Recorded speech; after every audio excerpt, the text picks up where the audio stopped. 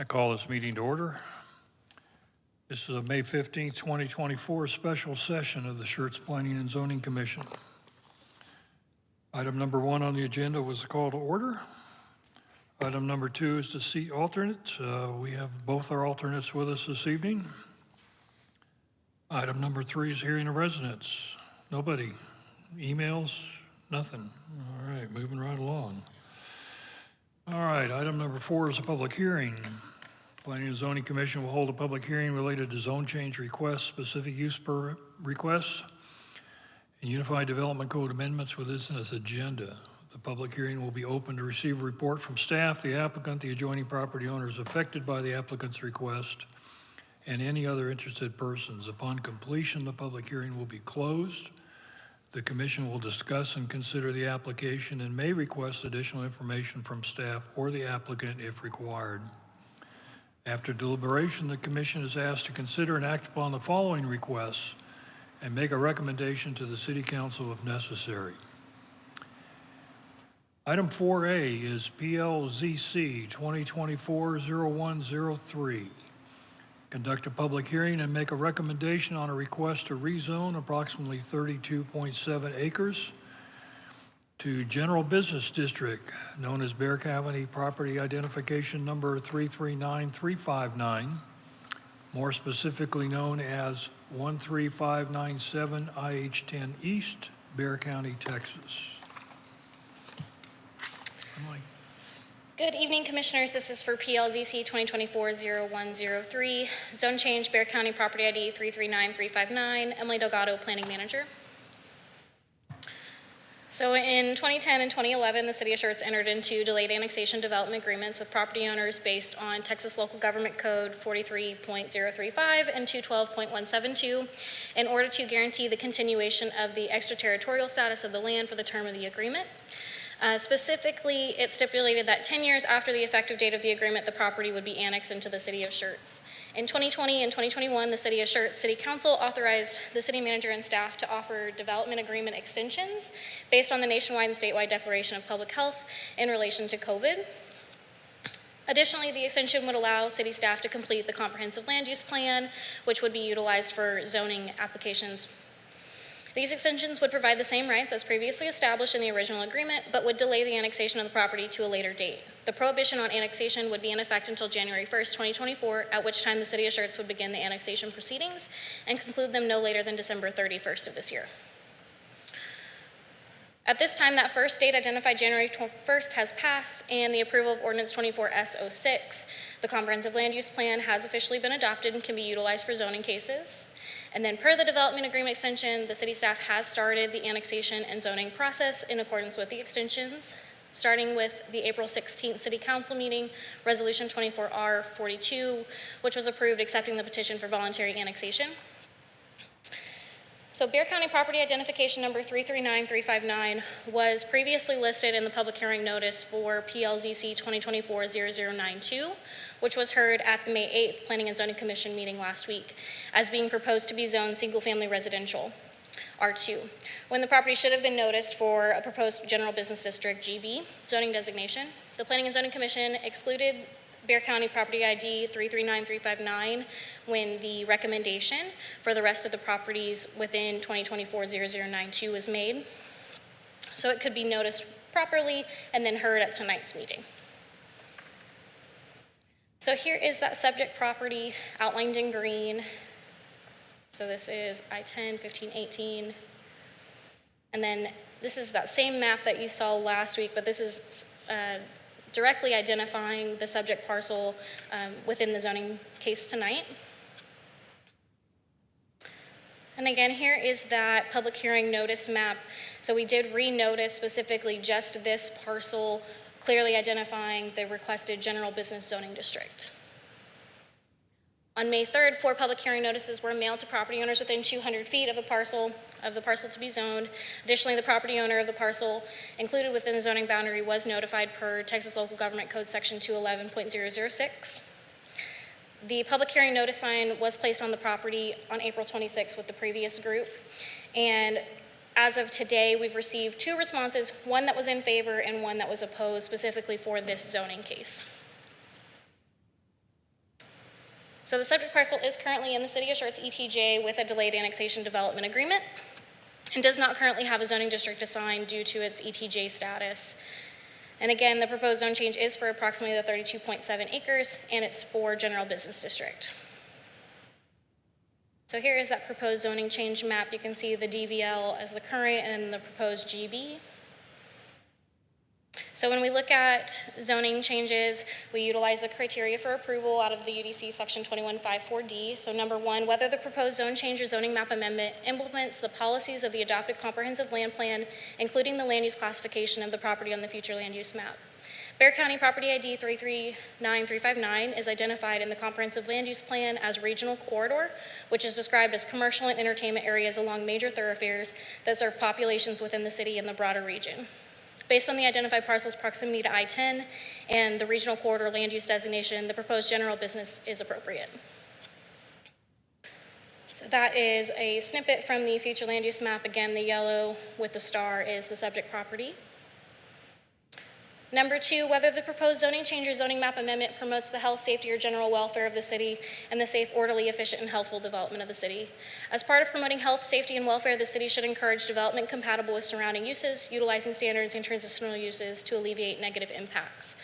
The proposed zoning district designation is compatible with the surrounding land uses and existing zoning designations on the surrounding properties. And then as you all are aware, per UDC Article 7, the non-conforming use or structure may continue to be used. The subject property is currently undeveloped at this time.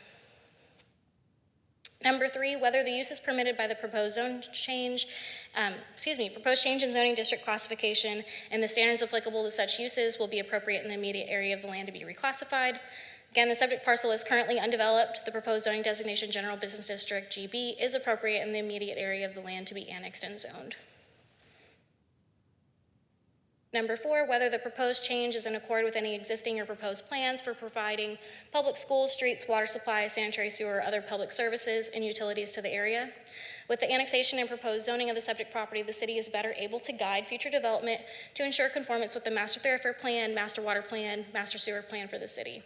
Additionally, the annexation and associated zoning would ensure that any future developments will meet city standards to ensure cohesive development across the city of Schertz, which will ultimately ensure the safe, orderly, and efficient development of the city. Although no development plans are currently proposed for the property being zoned, if development was to occur, the water, sewer, and roadways would be evaluated during that development process. The City of Schertz Police, Fire, and EMS departments have indicated they do not have any concerns regarding the proposed zoning. Number five, whether there have been environmental or economical changes which warrant the requested change. No, there have been no environmental or economical changes. The subject property is part of the ETJ and again is under a delayed annexation development agreement, and a zoning designation was not previously established. Number six, whether there is an error in the original zoning of the property. Property has no existing zoning, so there was no error. Number seven, whether all the applicants' back taxes owed to the city have been paid in full. Again, currently not within the city of Schertz, so no back taxes are owed to the city. Number eight, whether other criteria are met, which at the discretion of the Planning and Zoning Commission and the City Council are deemed relevant and important in the consideration of the amendment. Staff has ensured all UDC requirements have been met for the proposed zone change, and at this time have not received any special considerations from the Planning and Zoning Commission or the City Council. So staff is recommending approval due to the property having a delayed annexation development agreement that is expiring and is subject to voluntary annexation. It's appropriate to zone the property at this time.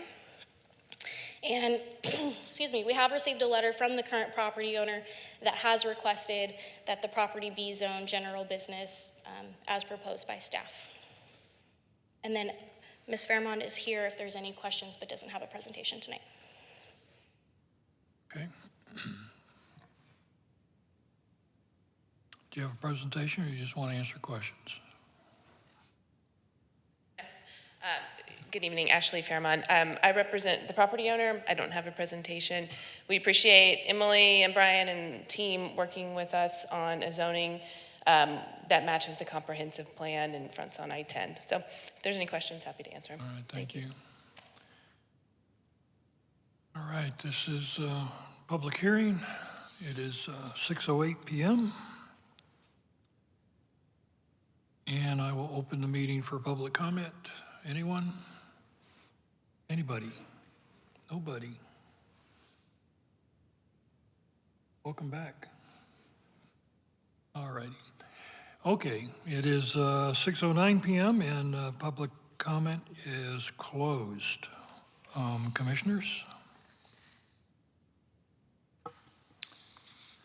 I got something. Just correct me if I'm wrong. The property owner wants it to be GB. A Unified Development Code wants it to be GB. And we've only got one person who's saying that they don't want it to be GB, and that's the neighbor next door. Correct. So the comprehensive land use plan would identify it as regional corridor, which the general business is consistent with that. And then we do have something from the property owner saying that they would request the GB. I'm good, thank you. Just a couple quick questions. The two responses that you gave us, Ms. Rakowitz says she's planning to move back and build a barn, but this is not her property. That's correct. So she's the adjacent property owner here.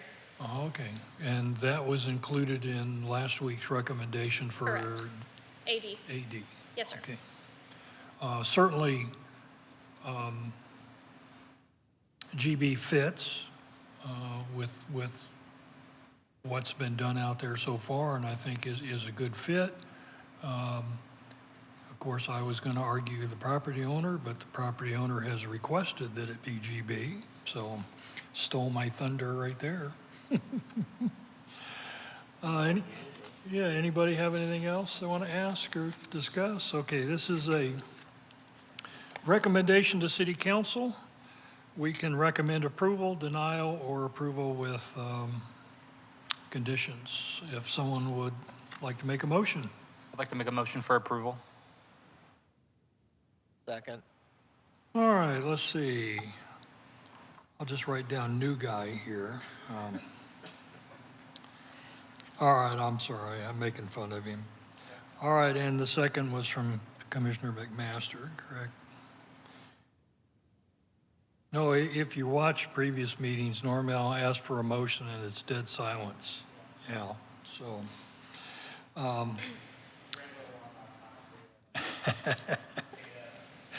All righty, so I have a motion and a second to recommend approval of PLZC 2024-0103 to City Council. Any further discussion or questions? Please record your vote.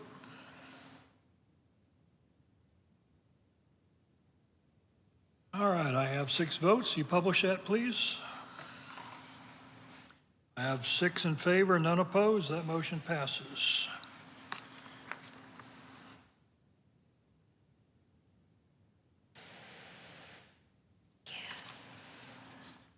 All right, item 5. 5A is a workshop discussion and possible action on Unified Development Code, Article 4, Section 21.4.3, notice requirements. Good evening again.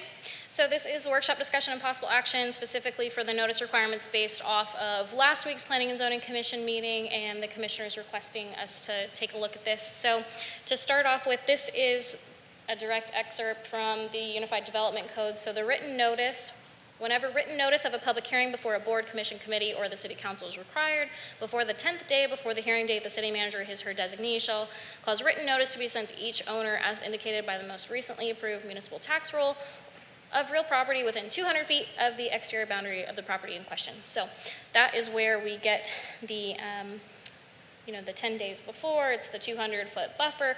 All of that comes from the Texas Local Government Code, Section 211.007, which I included in the packet for the commission. But here it is as well. Again, here's that subsection C, before the 10th day, before the hearing date, written notice of each public hearing. Again, right, it's basically the exact same language. So when the residents talk about the notice that they get, I wanted to provide what one of those actually looks like. So here is one from the April 3rd P&Z meeting. So you can see notice of public hearing right at the top, the meeting information, what type of meeting, it's the Planning and Zoning Commission, when it's scheduled, the location for the meeting, so the address here for the council chambers, and then a quick excerpt of it's a hold a public hearing to make a recommendation on a request to rezone 1.8 acres from pre-development to single-family residential. Then it provides the planning division's contact information, so it will include the planner that is specifically assigned. We have started sending, if you want to email your response in, it goes to planning@schertz.com. That way all of the planners get it. We can all act and respond to them. But it does also include the specific planner's phone number as well. So then what we're asking for the residents to respond back with is this bottom piece, the reply form, which I know that's a little difficult to read, so here's a little zoom in of it. And it explains, and this was a recent change, so City Council will have 2 readings on the request after the recommendation of the Planning and Zoning Commission. This form is used to calculate the protest in accordance with Local Government Code 211.006D. The written protest must be received by city no later than noon Central Time on the Friday before each reading by the City Council. So when the residents make a comment on, well, we only had a couple of days to get it, into the P&Z packet, that might be, factual to get it to the P&Z packet. But the actual reply form specifically is saying to return it no later than noon before the reading by the City Council, not before the Planning and Zoning Commission. Ultimately, the reply forms, they're helpful for the commission to read the responses, but the actual percentage that is utilized based off of these only impacts the decision by City Council. So I wanted to make sure that was clear. And that is in bold text on the reply form. But I know there is confusion sometimes on, they think this is a City Council meeting. So trying to make sure that that's clear, that the full notice of public hearing does say that it's the Planning and Zoning Commission, and then the bottom that it needs to be turned in before that City Council meeting. So in addition to those mailed notice, as the Planning and Zoning Commission is intimately familiar with these are the latest version of the notice of zone change pending signs that are posted at the same day that the mailed notice goes out. We require the applicant to come out, to come to the city, pick up the sign, place the sign, and take pictures and send those pictures back into the planning staff for confirmation that they have been posted. A quick shout out to the Planning Community Development team. We're the ones that went out and posted all the ones for the annexation zoning. So it was a big undertaking, and we think that they're pretty eye-catching. We maybe should have brought one for size, but they're big and a very bright yellow. We also post it on the city's website. So the same day, right, the mailers went out, the signs posted, it goes on the City of Schertz website under public notices. So if you go government public notices, it takes you to this page. So as you can see, this is the one for tonight. So notice of public hearing at upcoming planning and zoning meeting. You click that, and it takes you to another page that has more information, basically the same information from that mailed notice, and then you click on that more information and it has the notice map, the aerial, if it's a PDD, the PDD design standards might be on there. So we're trying to provide as much information as we possibly can. Another recent change was to the What's Developing in Schertz website. So it went through a whole new kind of branding, look and feel, and as part of that, Daisy and the GIS team worked to add the active public hearings to that page as well. So it's not just on the public notices page, but it's also on the What's Developing in Schertz page, where they can zoom in and find the specific parcel that's being requested for the zoning and get information on it as well. So with all of that, staff is recommending that no changes be made. We feel it's most appropriate to stay consistent with the state law, mail the public notice 10 days prior per state law.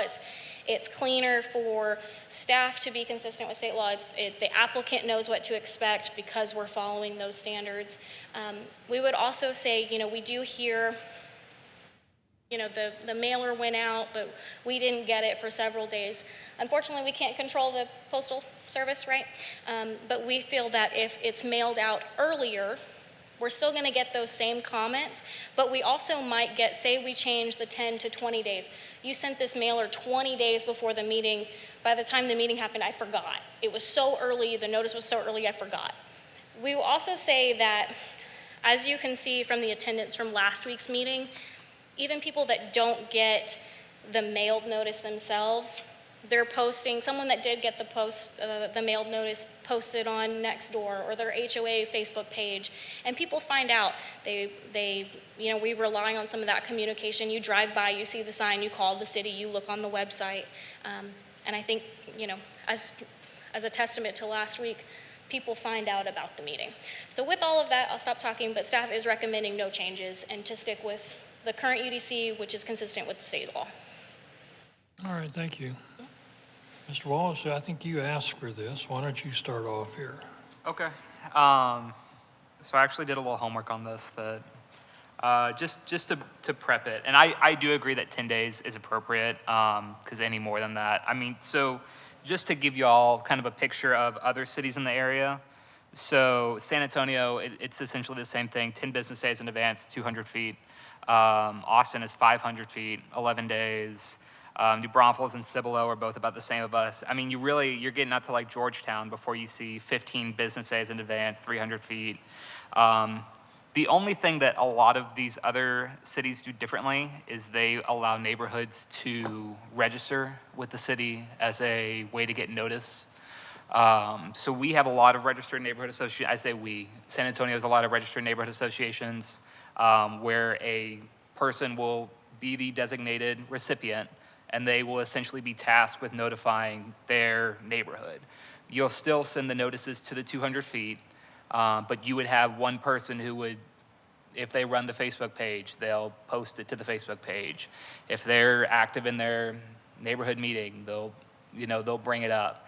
But I think it addresses that issue where we're hoping one person maybe posts it or they'll spread it around.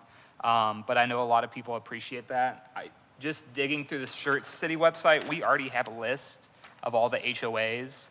I mean, would it be hard to not necessarily reach out to each and every one of these, but potentially allow residents to register as a additional contact for that neighborhood if there's a change in that area that we would send an additional notice? Doesn't our website have, I thought it had some kind of, One thing I think is a slightly different thing, but mull this over maybe.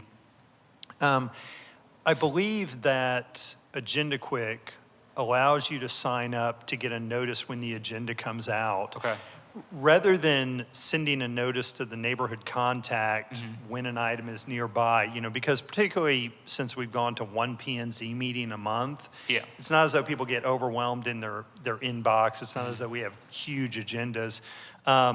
Maybe what we do is we start promoting to get HOAs to sign up or HOA leadership to sign up for that auto notice. I think both P&Z and council that maybe kind of achieves the same thing. The only thing that they would have to do different is they would have to kind of look through the agenda, see if there's anything nearby. But that's maybe a way to achieve kind of the same thing without, again, us running into, we missed sending it to the HOA and now we've got to go back and renotice or something like that. So maybe there's a way to use the Agenda Quick and promote the sign up. Even tap neighborhood services when they go out to HOA meetings, which they tend to do, but in the magazine and things like that. That might be my suggestion because it's only 12 a year generally, and the agendas typically aren't huge. No, that sounds good. I just wanted to make sure that we, not necessarily that we had a way to get it out, but Austin did a really deep dive into their notification last year. And that was one of the things they brought up is that their email notification is great. I just didn't want to introduce that and then expect some kind of, I think just the implementation of it, if we already have a way to do it, that's great. I think that would be the way to definitely push that. Yeah, because I think, one thing I know we struggle with, even with the National Night Out or when we were doing the, for a while we were doing the HOA President's Meeting, is even maintaining that contact, right? So there's a person who's on the HOA board, they sign up, it's their email, they go, they're not checking it, somebody doesn't get it. And so maybe by continuously promoting, hey, here's how to sign up to get the notice, that's a way to do it. So I'm fine starting to push that. I agree. I think that's good because especially, looking at the HOA list, a lot of it is like property management. And so just trying to copy this, I don't think it would work, but yeah. That's all I have. I like his idea. First, there should be a push and a pull system to getting information out. You guys do a really good job of pushing, right? And I think what he's just really asking is giving people an opportunity to sign up for a pull. That's all. And so, but I also think you already do that sort of because you put it on the website. And in the 2 almost years that I've been here, I've never seen this audience not filled up when there's a contentious fight on this. And so I think, although your idea is good, I don't even think we need it, because there's so many people here and we hear it. I heard it on Facebook, so-and-so posted this. My neighbor came around, we had a meeting. I mean, I don't know how many times I've heard that, whereas there's not a lack of information. If anything, there's too much of it and it becomes gossip. And so I think as much as we can to control the message, we should do that. And I do like his idea of just creating an opportunity for property managers or HOA presidents to sign up for a pull system. When you put stuff out, they can go through it and say, hey, you signed up for it. We sent the email to you. You had the information. If you didn't disseminate it to the rest of the people outside of the 200 feet, that's on you. We're only required to do what the law of Texas says this, and you can always fall back on that. So, but our crowds, if we were selling stuff, we would make a lot of money because they're always packed in here. So, except for tonight. Patrick? My only question was, did you say business days or days? Yeah, so these were all business days. So right now, 10 business days for this meeting. The notice was sent 2 weeks ago, right? We do calendar days. It's 10 calendar days. Okay. But typically, right, when you think about the Wednesday meeting, your 10 calendar days falls on the weekend, so we actually send them out before the 10-day requirement Okay. every time. Cool. Yeah. Would it be a major problem to send them out 10 business days? Because I'm just thinking, like, over the Christmas holiday, you've got sometimes 4 days with no mail delivery.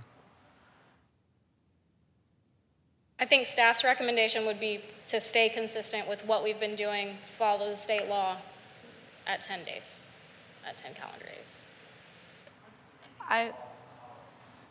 So with the new schedule, right, the first meeting or the meeting every month is the first week. So, I mean, when you think about that, when would the meeting would never fall on like the Christmas holiday. We wouldn't be sending a mailer that would conflict with that. But you'd be sending one that possibly could be messed up by a weekend. But that can January happen. 1st. That can happen business days, calendar days. We can't control the postal service. But if you're doing business days, that's mailing days, that's days the post office delivers. Can I jump in? Okay, so, I mean, mail is great and all, but like, I don't know. I don't want to speak to my generation, but I don't check my mail. I check my email, but like my mail, I don't use paper. I choose not to. So it's like an afterthought. So I think the email is a good idea. And we can't hear the peanut gallery over there, so I don't know if his mic is turned on or. Who's next? Richard? The Postal Service is still the official notification agency in the country. Until that changes, you're out of luck. They're going bankrupt. Anyway, just for the record, our newspaper of choice is, San Antonio Express News. okay.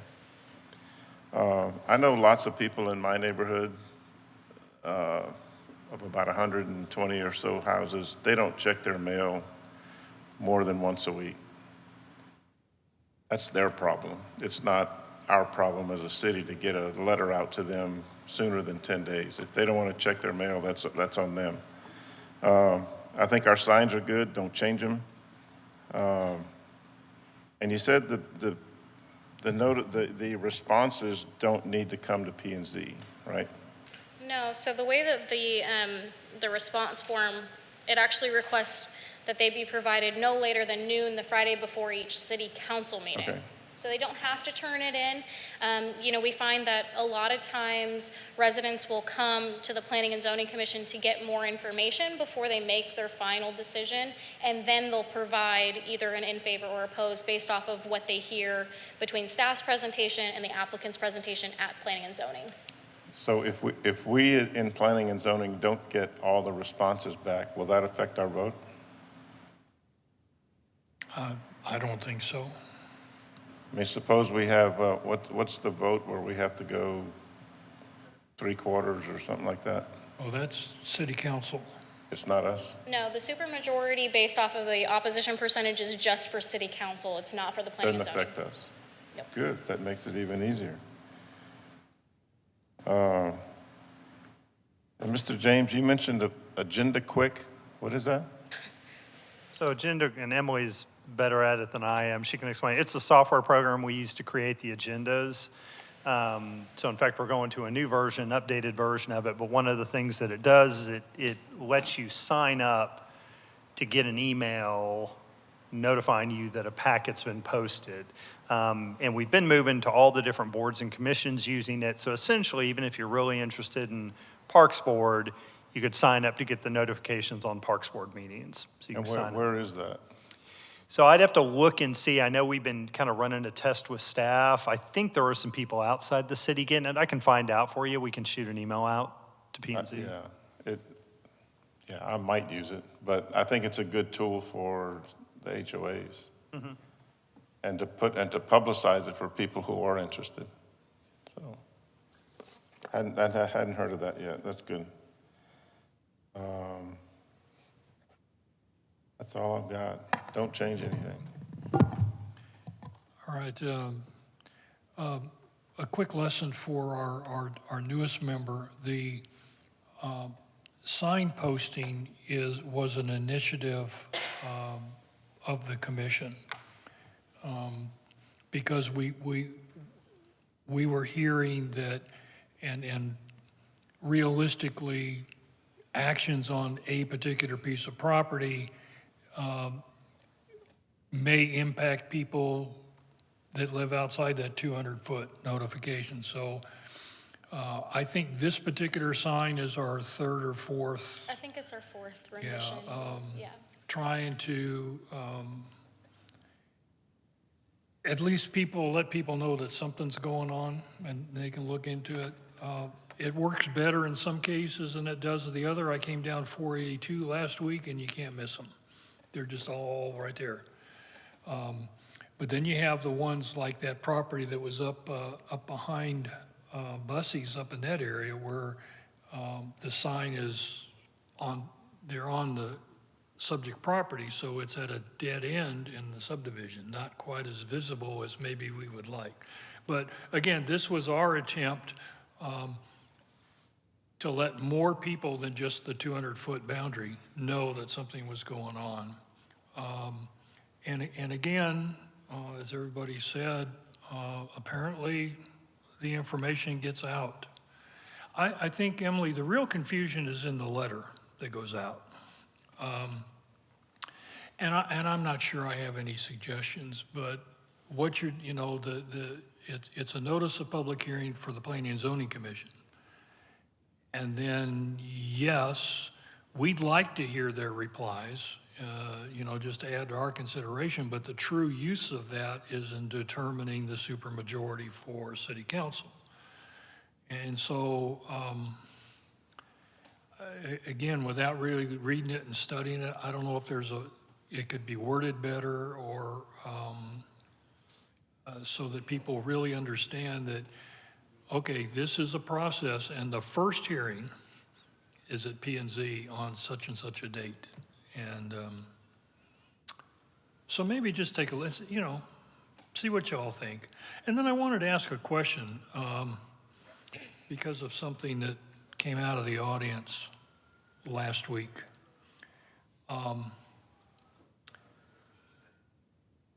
And that's the public notice, so zoning changes, we mail notices, we publish them in the newspaper, we put it on the same with a specific use permit, those are mailed out, correct? Yep. but UDC changes are not. Correct. Unless it's, say, for instance, we did the UDC amendments for properties on Main Street that were already zoned Main Street mixed use. We sent mailers to the properties already zoned Main Street mixed use that were making significant changes. And the only reason I ask is I made the mistake of trying to read the local government code. And, well, they talk about zoning regulations, and that's a term they use a lot in there. And they actually say that if you're going to change the zoning regulations, you have to provide public notice. So if we're making, and Brian, correct me if I get this wrong, but if we're making a change to, say, the description for general business, or changing, if we were getting rid of a permitted use in general business or something like that, then we would need to notify the folks that were zoned general business. We would work with the city attorney to make the determination, and different attorneys have different interpretations of how to read that. Yeah, there's some cities that take the position, if you're tweaking anything and anybody's got that zoning, you got to notice everybody, the whole city, essentially. And so others don't interpret it quite as rigidly. So again, I think our position would be we'll keep relying on the city attorney on that. Well, and that was, again, trying to read that stuff. It is subject to interpretation. So my assumption is that your process has been vetted and approved by the city attorney as being in compliance with the local government code. So, but I had to look it up because of what the one gentleman brought up. And I don't know how you'd send notices to, I don't know how many properties there are. We got 40-some thousand people, so I don't know, 15, 20,000 properties? I don't know how you'd ever do that. Sorry, peanut gallery, forgot to hit the mic again. Cities will hold up, basically stock up and do them all in a batch and basically, notify the whole city. I mean, it's just a massive, it's a cost and whatnot, but yeah. I mean, I can't even imagine what it took to put all those signs out there, because you had, how many properties? Anyway, that's not relevant to tonight, but that was a lot of signs, right? Anybody else? All right, Richard, go ahead. I see the methods of response here either by phone or by email. Have you guys given any consideration to a text or a fax? You all have fax numbers on your business cards. It used to have our fax number on there, and no one ever used it, so we got rid of the fax number on the form. Yeah, I personally wouldn't know even how to fax something. It's on their business card? How about a text? Just if we text it, I mean, if they allowed people to text, you would have to have a dedicated number to that, correct? Like, we couldn't use. Yeah, I would personally say no. Yeah. Even if somebody emails us a response and they don't provide their address, we immediately email back and say, can you provide your property address so we can confirm that you're within or without, the 200 foot. I think it just gets too messy. Okay. So you considered it? Answer's yes. Anybody else? Okay. Sorry, trust me, all right. I'd like to go home too. I know you got to pack, but he made a good point. Could we list the date for our meeting and the next city council meeting that particular property will meet? That way, when they get notified, they know the 2 meetings that this will be brought up to instead of just the one. Because you're saying public notice of a hearing. Well, there's actually 2 hearings that property's going to have to meet. It's got to meet ours, and it has to meet the city councils to get approval. We're just a recommendation body. So I think maybe tweaking that will solve what Mr. Outlaw was talking about. My only hesitation with that would be if, say we list, it's the April 3rd P&Z meeting, which made it the May 7th city council meeting, and we have both of those on there. If at the Planning and Zoning Commission, the commission decides to postpone action, table, send it back for staff to work on, with the applicant, what have you, but we have already sent a mailer out saying it's going to be on this specific city council meeting. I think that's going to cause more confusion. But I think Subject to change. But I think That's we all you got to could- put it, because at the end of the day, if they come to the first meeting, he's going to say that. That's part of his spiel when he says, hey, listen, we're a recommendation body. This is coming to us, and we're pushing it up to the next city council. As you can see from your mailer, it's scheduled for this date. During the meeting, they're going to hear whether or not we make a vote on it, we table it, or we send it up to city council for their recommendation or denial. And so part of being part of a society is being engaged. If you're not here, if you're not filling this out, if you're not trying to get the information, you can't complain. It's kind of like complaining about the president and then you didn't vote. Part of this is being engaged into the information, and more information is always better. And you can always put subject to change. That's almost on everything that comes out from the government. It's along the same lines, but what if after the commission votes, at the Planning and Zoning Commission, staff could say, this item will be on the blank city council meeting for first reading? Because at that point, we would know what the action was at the P&Z, and we would know the corresponding city council meeting date. Yeah, That way, if anybody watches the video, or they're here, they would hear it's going to be on that meeting. And then again, right, it's going to go in the newspaper. It's going to go back on the website. We do not send mailers for city council. The only notice is the one that goes out for the hearing at. There's no perfect system. Yeah. What you could say is subject to change. All changes will be posted to the Schertz website. There you go. There's your out. Because then it's easier to publicly notice everyone through the website if there is a change to that particular item. Yeah, it sounds simple, but We have to leverage people- technology as John, much as possible. People today, what am I trying to say? It doesn't matter what you say here. You could have subject to change in triple size bold print, and somebody's gonna miss it, and then they're gonna complain that it's just the way things are today. People complain about everything. Correct. And you have to anticipate them complaining about it, but you can always have a backup system that is instantaneously updated like the internet. The problem is that we don't want to leverage technology that is available to us consistently. I'm sorry, we already are, aren't we? Because through the email push, so let's say they sign up for the email push, they'll get that. Their notices are posted on the website. I feel like we already are. My point of bringing all this up was to make sure that there was, or just to see what tools we had in place to get to a wider audience than just the 200 feet and then what people are passing along. But Yeah, but the answer might be in, again, I haven't looked at it and I don't have any suggestions, but maybe the wording on the reply form, maybe that's the place to make it clear that, yes, P&Z is having a hearing, that's up here. And we'd like to, but this form is really for city council. Just something to, I don't know. I think the best communication device we have is to the people that come in here. There's 100 people in here on a very hot topic, a very big protest. There's 100 people in here. That's the best way to get the word out. They're the ones who care. The ones that stayed home, they don't care.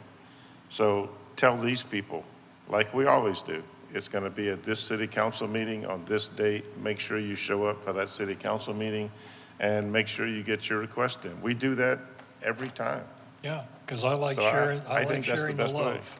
And the other, and I think we say also, check the website under, what is it? Yeah, that's the best way. Even I look there, because then I know what's coming on the agenda, see? I think from a staff perspective, a couple things. I think fundamentally we agree that everything we can do to kind of let folks know something's going on and we want to get you involved, we want to do. Our hesitancy on things are creating too complicated or tricky a system that while we can normally manage it, when we have staff vacancies or something going on, it's hard to maintain that more complicated, tricky system. It's kind of some of the ordinance changes we made to the UDC where philosophically we're trying to make it easier to use. Some of those regulations that, you know, they're kind of nice to have, but they don't really do a lot, but they complicate the ordinance, make it more difficult. We try to simplify it. And so I think what you hear staff responding to is all of these things we could kind of do above and beyond, sort of outside the formal, we're on board with.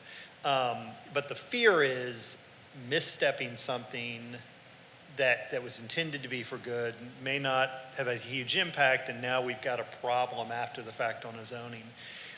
I think the other thing I would say is, well, I certainly can appreciate some folks saying, hey, I didn't feel like I had time with the notice.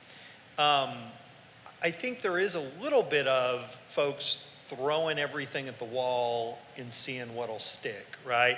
They're fundamentally opposed because they don't want apartments going next to them, but their concern is overcrowding of the schools. Yeah, you go to the school district site, and the school that they matriculate into is under capacity, has been losing population. There's not an overcrowding issue, right? It's a perception, it's a feeling.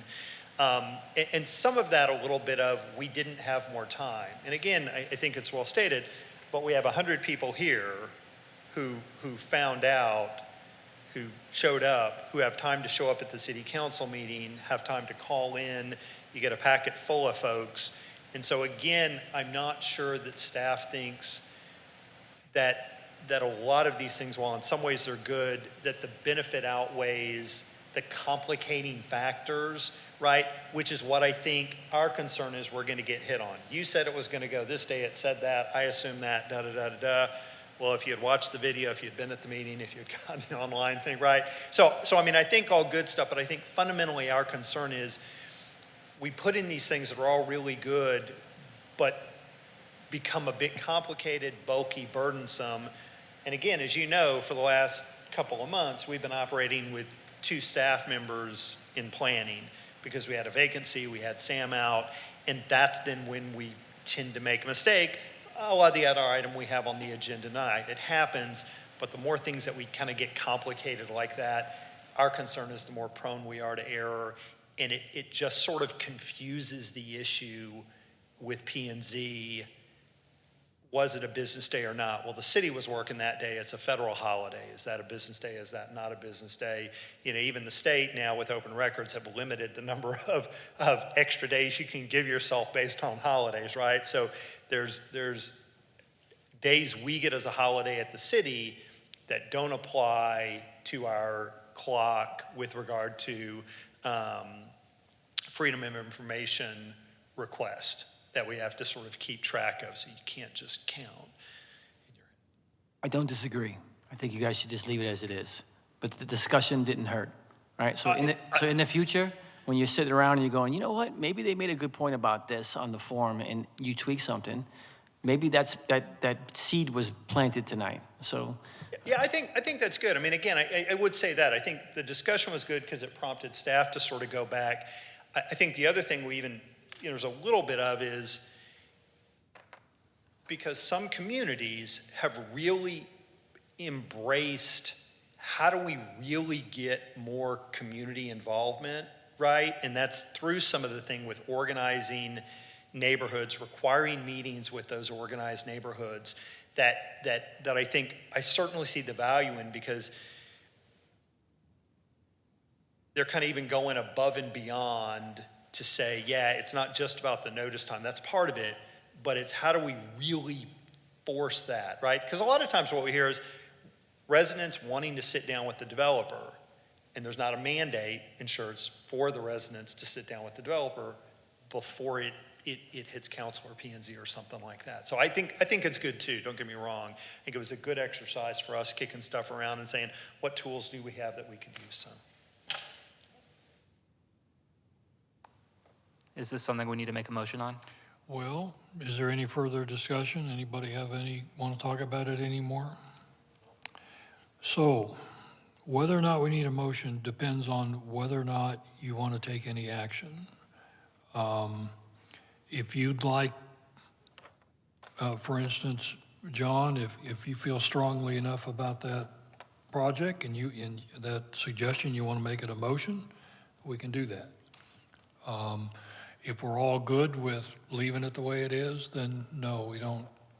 Just a consensus and agree that we're not going to take any action tonight. So, anybody want to make a motion or? All right. Agreed. All right. Okay. So no action on item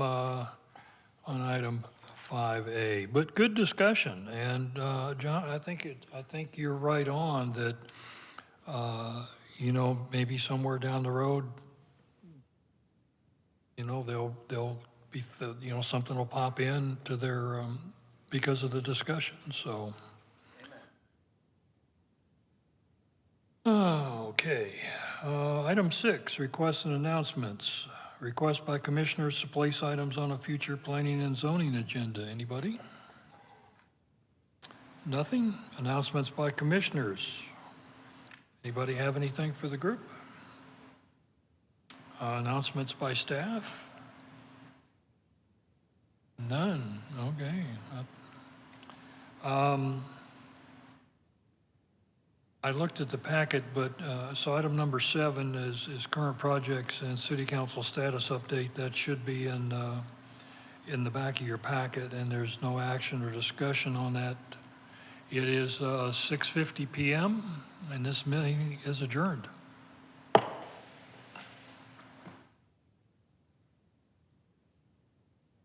think if staff had more time.